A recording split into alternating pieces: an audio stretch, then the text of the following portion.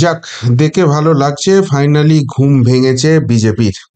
কোটিরও বেশি ভোটারের সঙ্গে নিত্য যোগাযোগ, লোকসভার ভুল শুধরে দল ঢেলে সাজাচ্ছেন সুনীল বানশাল। আজকে আনন্দবাজারের এই রিপোর্টটা সামনে এসছে। দেখুন, এই রাজ্যের বহু মানুষ চান যে এই রাজ্যে পরিবর্তনটা ঘটুক, এবং এই রাজ্যের বর্তমান শাসক দল যেভাবে চালাচ্ছে তাতে তারা বীতশ্রদ্ধ, এবং তার অল্টারনেটিভ হিসেবে তারা বিজেপিকেই বেছে নিতে চান। কিন্তু তাদের মনের মধ্যে একটা খুব সলিড প্রশ্ন আছে। সেই প্রশ্নটা হচ্ছে, বিজেপিকে আদৌ চায় এই রাজ্যে ক্ষমতায় আসতে? বিজেপি যে এই রাজ্য নিয়ে সিরিয়াস, দুটো জিনিস থেকে বোঝা যাবে। নাম্বার ওয়ান, এই রাজ্যে যেসব দুর্নীতির অভিযোগ তারা নিত্য নৈমিত্তিক ভাবে করে যায়, সেই সব দুর্নীতিবাজদের নাম প্রকাশ্যে ধরে ধরে রাজনৈতিক সভা থেকে কথা বলে, তাদের বিরুদ্ধে ওই লোক দেখানো ইডি সিবিআই তদন্ত করলে চলবে না। তাদেরকে ধরতে হবে, জেলে পুরতে হবে, তাদের দোষ প্রমাণ করতে হবে এবং তাদের সম্পত্তি বাজেয়াপ্ত করতে হবে, যাতে এই চিটিংবাজ ফেরেববাজগুলো বাংলাকে ধ্বংস করতে না পারে। এবং তাকে বিজেপি শাস্তি দিচ্ছে, এটা চোখের সামনে মানুষ দেখতে চায়। না হলে সেটিং রাজনীতি তত্ত্ব কিছুতেই উঠবে না। আর দু নম্বর যে জায়গাটা অত্যন্ত গুরুত্বপূর্ণ, সেটা হচ্ছে বিজেপি এই রাজ্যে ভোট করছে হাওয়ায় ভেসে। শুভেন্দু অধিকারী ছাড়া নেতা কোথায় যে প্রত্যেক দিন মাঠে ঘাটে ছুটে বেড়াচ্ছেন, প্রত্যেকটা মানুষকে ঐক্যবদ্ধ করার চেষ্টা করছেন, এই রাজ্যে পরিবর্তনের কথা বলছেন।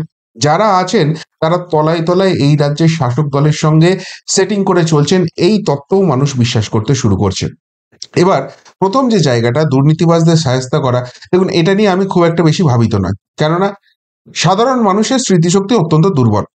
পার্থ চ্যাটার্জি যেদিনকে অ্যারেস্ট হয়েছিল, গোটা বাংলা কার্যত স্বাধীনতা যুদ্ধের স্বাদ পেয়েছে, এরকম একটা ভাবনা ছিল। আজকে সেই তারাই গালাগালি করে যে ধুর ওই চুনোপুটি করছে, আসল লোককে তো এখনো কোনো রকম কোনো টাচ করছে না।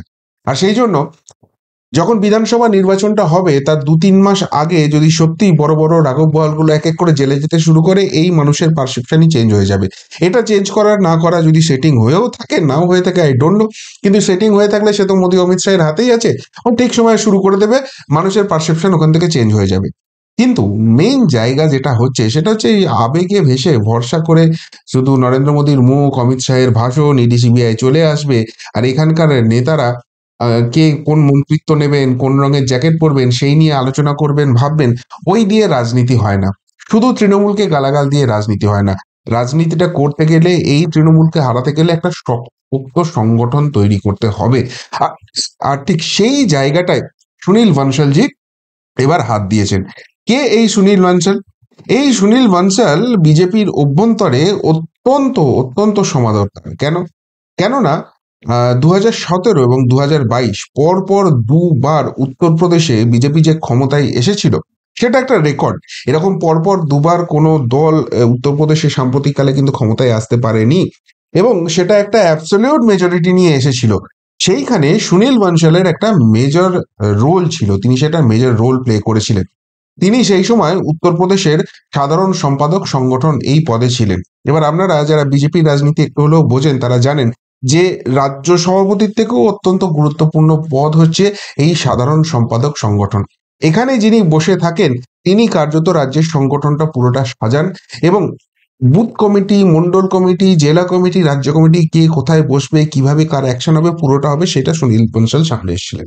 এবার সুনীল বানশালজির এই সাফল্য দেখার পর তাকে একাধিক রাজ্যে দায়িত্ব দেওয়া হয়, এবং প্রত্যেক জায়গাতে গিয়েই তিনি ফুল ফুটিয়েছেন। উত্তরপ্রদেশে তো বললাম পরপর দুবার করে এনেছেন। এরপর তেলেঙ্গানা, ওড়িশাতে বিজেডি, বিজু পট্টনায়কের মতো নেতাকে হারিয়ে সেখানে বিজেপি ক্ষমতায় এসেছে।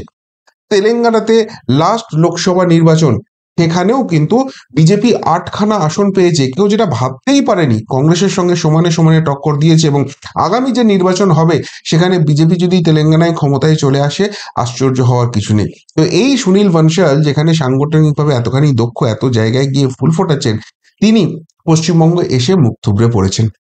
তাকে দায়িত্ব দেওয়া হয়েছিল পশ্চিমবঙ্গের লোকসভা নির্বাচনে, এবং সেখানে 18 থেকে কমে বিজেপির আসন সংখ্যা 12 হয়ে গেছে। ফলে খুব স্বাভাবিকভাবেই প্রশ্ন ওঠে যে বাংলার রাজনীতি দেশের অন্য রাজনীতির থেকে আলাদা। সেই জায়গাতেই এসে সুনীল বানশাল ধাক্কা খেয়েছেন, আর তাই বাংলা নিয়ে তিনি আর কিছু করতে পারবেন না। না, যেটা হয়েছে, সুনীল বানশালের নিজস্ব অ্যাসেসমেন্ট সেটা হচ্ছে 2024-এর নির্বাচনে তিনি একটা খুব বড় ভুল করেছিলেন, যে ভুলটা তিনি তেলেঙ্গানাতেও এর আগে করেছিলেন, এবং সেই ভুল থেকে শিক্ষা নিয়ে তিনি তেলেঙ্গানাতে যে সংশোধন করেছিলেন তার ফলে কিন্তু 2024-এর নির্বাচন কি হয়েছিল, পশ্চিমবঙ্গে যেরকম বিজেপির উত্থান 2019-এর লোকসভা নির্বাচনে হয়েছিল, তেলেঙ্গানাতেও কিন্তু সেই একই রকম উত্থান বিজেপি দেখা গিয়েছিল। ফলে তেলেঙ্গানা ভেবেছিল তারা সেখানে ক্ষমতায় চলে আসবে বা ভালো ফলাফল করবে, কিন্তু দেখা যায় যে সেখানে যখন বিধানসভা নির্বাচন হয়েছে 2023-এ, সেখানে কিন্তু মুখ থুবড়ে পড়ে গেছে বিজেপি। কেন? কেননা বাংলার রোগ তেলেঙ্গানাতে ছিল, সেটা হচ্ছে বুথ কমিটি, না বুথ কমিটি নয়, বুথ কমিটি। অর্থাৎ রাজ্য নেতারা, জেলা নেতারা যে রিপোর্ট পাঠাচ্ছেন, সেই রিপোর্টের দিকে যদি আপনি তাকান, আপনি চমকে যাবেন। আরে বাস, বিজেপি তো একদম ফুলে ফেঁপে একসা হয়ে গেছে এখানে, দুর্দান্ত সংগঠন আছে, প্রত্যেক জায়গায় সমস্ত কিছু তৈরি হয়ে গেছে। কিন্তু যখন বাস্তবের মাটিতে নির্বাচনটা করতে যাবেন, দেখবেন সেখানে কিচ্ছু নেই। এমনকি ভোটের দিন যারা ওই এজেন্ট বসেন, তাদের রিলিভার অব্দি নেই, সব টাকা মারামারির খেলা চলছে। এই জায়গাটা সুনীল বনশালজি ধরেন এবং 2024-এ সেই জায়গাটা চেঞ্জ করেন। এবং সেই চেঞ্জ করার পর যেটা দেখা যায় সেটা হচ্ছে মারাত্মক। কি মারাত্মক না, কংগ্রেসের সঙ্গে সমানে সমানে টক্কর দিয়ে 8খানা আসন তেলেঙ্গানার মতো সংখ্যালঘু অধ্যুষিত জায়গা থেকে বিজেপি বার করে নিয়ে এসছে। আর ঠিক সেই জায়গাটাই এবার বাংলায় তিনি ইমপ্লিমেন্ট করতে যাচ্ছেন। কি বাংলায় তিনি ইমপ্লিমেন্ট করবেন? বাংলায় যেটা তিনি ইমপ্লিমেন্ট করবেন সেটা হচ্ছে যে ওই আর কাগজে কলমে ব্যাপার না।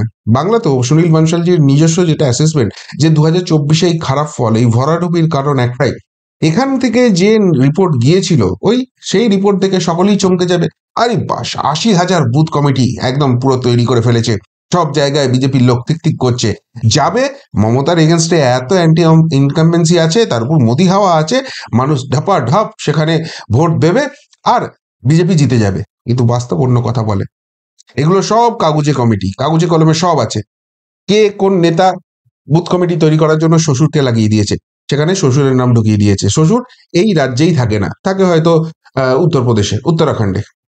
কে নিজের শালার নাম লাগিয়ে দিয়েছে, কে এমন লোককে রেখে দিয়েছে যে ওই এলাকাতেই থাকে না, এলাকার লোককেই চেনে না, বুথ কমিটি করে দিয়েছে।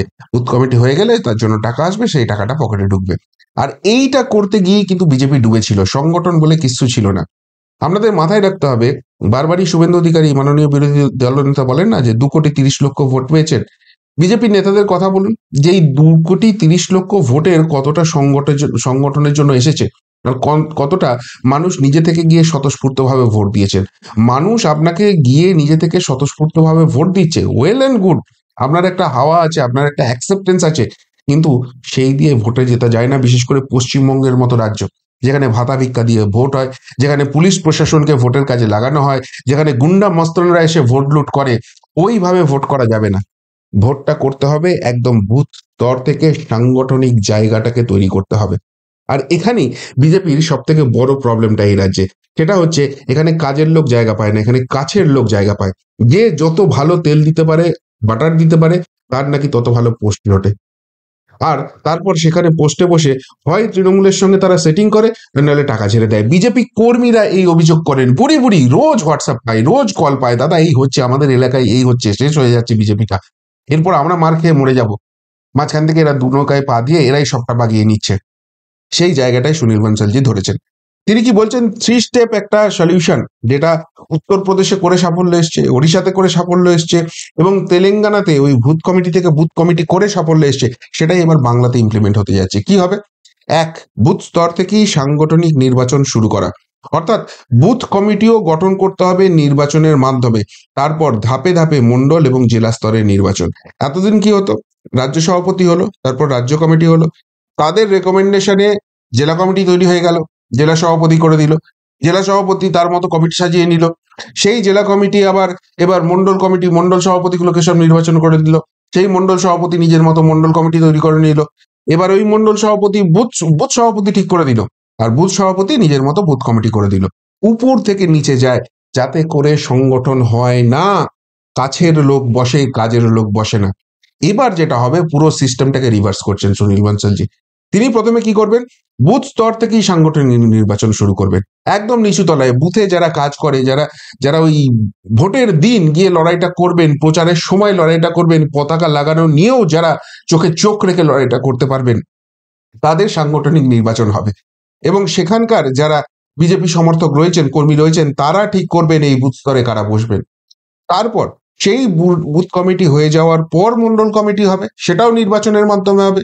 এই মন্ডল কমিটি ঠিক করবে জেলা কমিটি কি হবে, এবং জেলা কমিটি থেকে রাজ্য কমিটি, একদম নিচু থেকে উপরে যাবে। এবং এটা যদি করে তবেই কিন্তু সাংগঠনিক স্ট্রাকচারটা বজায় থাকে। 2, অত্যন্ত গুরুত্বপূর্ণ, পূর্ণাঙ্গ বুথ কমিটি সম্পর্কে খাঁটি হিসেব। বিজেপির বুথ কমিটি হয় 12 জনের। 80,000 বুথে এই 12 জনের কমিটি গঠন সম্ভব না হলে ভুয়ো হিসেব তৈরি করে খাতায় কলমে 80,000 বুথ কমিটি দেখানোর দরকার নেই। 50,000 অথবা তার চেয়েও কম বুথে কমিটি বানানো গেলে সেই হিসেবই জমা পড়ুক। দলকে বনশাল বার্তা দিয়েছেন যে নেতৃত্বকে সাংগঠনিক পরিস্থিতির সঠিক ছবিটা দেয়া হোক, তারপরে নির্বাচন কিভাবে করতে হয় তা তিনি বুঝে নেবেন। একদমই তাই। আমি রিপোর্ট পাচ্ছি যে এই বুথে আমার একদম তৈরি আছে 12 জনের কমিটি, 120 জন আছে ওখানে। তাহলে আমি কি ভাববো যে ওই বুথ থেকে তো আমি লিড এমনিই পাবো, শুধু বুথ কমিটির লোকগুলো ভোট দিলেই তো আমি লিড পেয়ে যাব। বাস্তব ছবি তা নয়। একটা লোকও নেই, পাশের পাড়া থেকে লোক ধরে নিয়ে এসে এজেন্ট বসাচ্ছে, যারা ওই পাড়ার ভোটারকে চেনেই না, অবাধে এসে ছাপ্পা মেরে দিয়ে চলে যাচ্ছে। দরকার নেই। তার জন্য যদি 50,000 তারও কম বুথ হয়, হ্যাঁ আমি জানি এতগুলো বুথে আমার জায়গা রয়েছে, এখানে আমার স্ট্রেংথ রয়েছে, এখানে আমার স্ট্রেংথ বাড়াতে হবে, এখানে আমি কিচ্ছু করতে পারবো না, এই আসনগুলো আমি ছেড়ে দেবো। প্ল্যান স্ট্র্যাটেজি সেই অনুযায়ী হবে। আমার শক্তি কোথায়, আমার দুর্বলতা কোথায় আমাকে জানতে হবে। ওই কেন্দ্রীয় নেতৃত্বের মন পেতে কাছের লোকেদের সমস্ত ডেটা করতে একটা ভূত কমিটি তৈরি করে দিলাম, কাগজে কলমে সব রেডি হয়ে আছে, বাস্তবে কিচ্ছু নেই, ওই করে জেতা যাবে না। একের পর এক বুথে ছাপ্পা হয়, অবাধে ছাপ্পা হয়, আমরা অভিযোগ শুনি। আরে অভিযোগটা তো জানি, অভিযোগের সলিউশনটা কি সেটা কি ধরেছেন সুনীল বনশাল, যে আগে আমাকে সঠিক ছবিটা দাও, যতগুলো কমিটি করতে পারো করো, কিন্তু সেই পরিষ্কার ছবিটা চাই, তারপর কিভাবে নির্বাচন করতে হয় সেটা আমি বুঝবো। আর এই ছবিটা থাকলেই তখনই তো যেটুকুনি নির্বাচনী এক্সট্রা সুবিধা পাওয়া যায়, কোথায় কেন্দ্রীয় বাহিনী বেশি থাকবে, কোথায় কম থাকবে না থাকবে, এই সমস্ত ব্যাপারগুলো, অনেক কিছু ব্যাপার থাকে ইলেকশনের, কিন্তু সেখানে যদি আসল ছবিটাই না বুঝে আমি করব কি করে। এবং 3 নম্বর, 0.5 কোটি সদস্যের সঙ্গে নিরন্তর যোগাযোগে থাকা। ওই বিজেপির সদস্য সংগ্রহ অভিযান হচ্ছে না তো, যেটা মাঝখানে শুরু হয়েছিল তো সদস্যই করতে পারছিল না। তারপর বিভিন্ন জায়গা থেকে খবর আসছিল যে নেতারা নিজেদের পদ বাঁচানোর জন্য 10টা 15টা 20টা করে সব নাকি বেনামে সিম তুলে নিয়েছে, এবং সেইখান থেকে সব রেজিস্ট্রেশন হচ্ছে। ফলে খাতায় কলমে সদস্য বেড়ে যাচ্ছে, কিন্তু বাস্তবে দেখবেন তাদের কারোর অস্তিত্ব নেই। একজনের নামই 10টা সদস্য পদ, পুরো জায়গাটা সিস্টেমটাকে বন্ধ করে দিয়েছে। যে সদস্য সংগ্রহ হয়েছে তাদের একদম ফোন করে করে নির্দিষ্ট ডেটা নেওয়া হয়েছে যে হ্যাঁ সত্যি সত্যিই তারা সদস্য কিনা, সত্যি সত্যিই তারা এক্সিস্ট করে কিনা। খাতায় কলমের ডেটার দরকার নেই, বাস্তব তথ্য তার সঙ্গে তাদের মিল আছে কিনা, কোন বুথ কত নম্বর ব্যাপার, তার ভোটার লিস্টে কোথায় নাম রয়েছে, কতদিন ধরে বিজেপি করছে, হঠাৎ করে বিজেপিকে ভালো লাগার কারণ কি, সমস্ত তথ্য নাকি জোগাড় করেছে। এবার এইটা করার পর তাদের সঙ্গে নিরন্তর যোগাযোগ করা। দেখুন এই এই যদি 0.5 কোটি সদস্য থাকে, 50 লক্ষই সদস্য হয়েছে বিজেপির, যেটুকুনি এখন অব্দি বলছে, ভালো কথা। তার মানে এই 50 লক্ষ ভোট তো সিকিওর। এদের মধ্য থেকে কারোর কোন রকম বিজেপি সম্বন্ধে বীতস্পৃহ জাগছে কিনা, এরা কি ভাবছে, ওই এলাকার হাওয়া কি, তারা যখন বিজেপির সদস্য হচ্ছে মানে বিজেপিকে কোনো না কোনো ভাবে তারা তো ইনপুট দিতে চায়, তারা তো চায় বিজেপি ক্ষমতায় আসুক। এই জায়গাটাই একদম খুঁজে খুঁজে খুঁজে খুঁজে তুলে আনা হবে, এদের সঙ্গে নিরন্তর যোগাযোগে থাকতে হবে। সে পরবর্তীকালে আর সদস্য সংখ্যা বাড়াতে পারে কিনা, ওই এলাকার ওভারঅল হাওয়া কি আছে, সেখানকার স্থানীয় সমস্যা কি আছে, কেন বিজেপি সেখানে ফেল করে, বিজেপি আগেরবার জিতলে কিসের জন্য জিতেছিল, যে নেতাটাকে সেখানে ভাবা হচ্ছে তারা কিরকম, বুথ কমিটি সেখানে কিভাবে কাজ করছে, প্রতিটি ইনফরমেশন কিন্তু এদের কাছ থেকে পাওয়া সম্ভব আছে।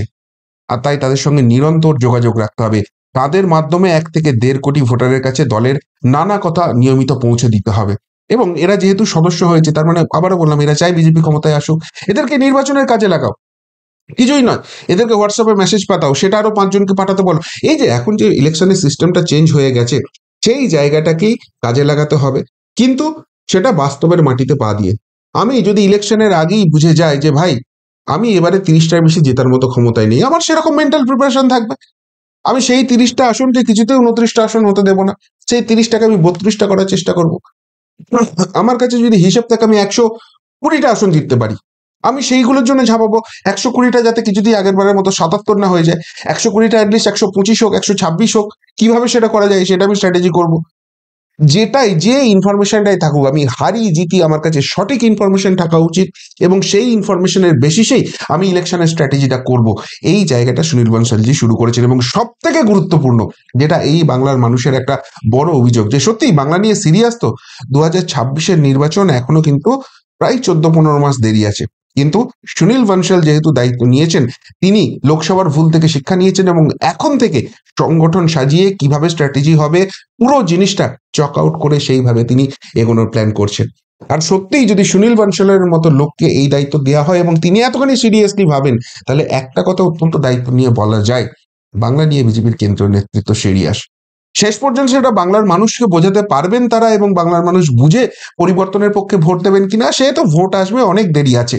কিন্তু যে অ্যাপ্রোচটা নিয়েছে এতদিনে ঘুম ভেঙে সঠিক পদক্ষেপ, এক কথায় বলাই যেতে পারে। লাভ হবে হবে না সেটা পরের কথা, কিন্তু এই অ্যাপ্রোচটার খুব দরকার ছিল। আপনাদের কি মনে হয়? যদি এই নিয়ে কিছু বলার থাকে অবশ্যই কমেন্ট বক্সে কমেন্ট করে জানাবেন। এখনকার মতো এখানেই শেষ করলাম, ফেরত আসছি নতুন প্রতিবেদন নিয়ে খুব তাড়াতাড়ি। ভালো থাকবেন, সাথে থাকবেন, পাশে থাকবেন। নমস্কার।